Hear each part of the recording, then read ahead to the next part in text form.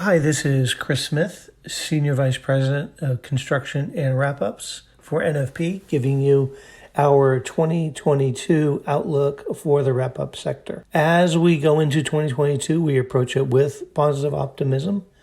The infrastructure bill, while still a ways away from truly impacting construction starts, is having a positive influence on general building. Towards the end of the year, many architect firms and municipalities were reporting increased permits, and we've also seen more discussion from builders asking for insurance indications and projections for projects that will start later in 2022. In many cases, what we've seen too for those requests are for projects that have been delayed. So there's an obvious approach from builders and developers to truly get work started. So while we should be very excited for what we may see in 2022, we are putting the message out that and cautioning everyone to understand what we have gone through since early 2020. The marketplace is a different marketplace.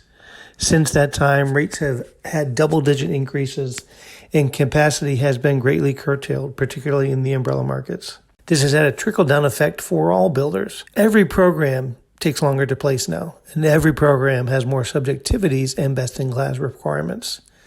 This means that every owner, developer, and contractor really should be taking a step back and reevaluating the controls you have in place and looking for areas to improve from a risk management perspective.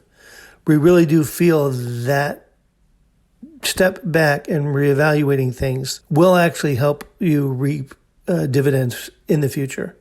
Today's marketplace, risk managers need to be looking for ways to make your submission shine over your competitors. For those clients willing to take that effort, the results will be positive. With all of this uncertainty in the market, there are even some new carriers willing to listen to new wrap-up risks and will adjust underwriting costs based on that best-in-class terms.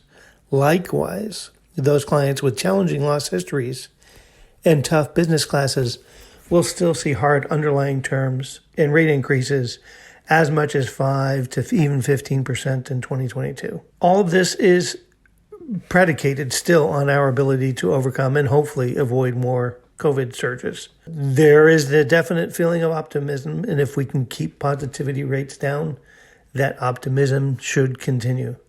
If not, we could see that furthering plans for capital expenditures will be a challenge for the entire economy.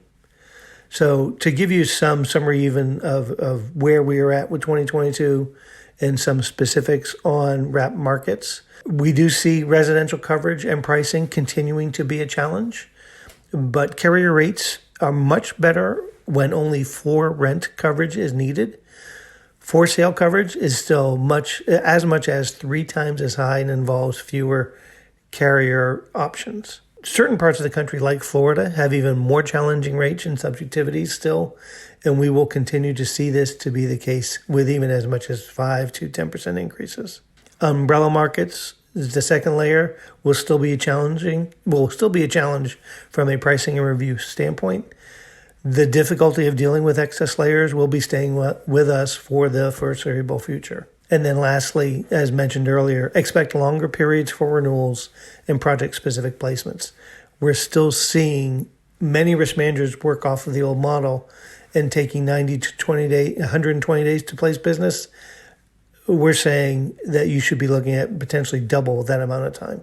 So in summary, we're seeing the construction market slowly rebound. Risk managers need to be cognizant of the new environment that you're in. And underwriters are looking for those risks that are the cream of the crop and looking to improve their risk controls. So it's never too early to start planning your projects and control insurance programs. And please reach out to us with any questions and or issues. Thank you.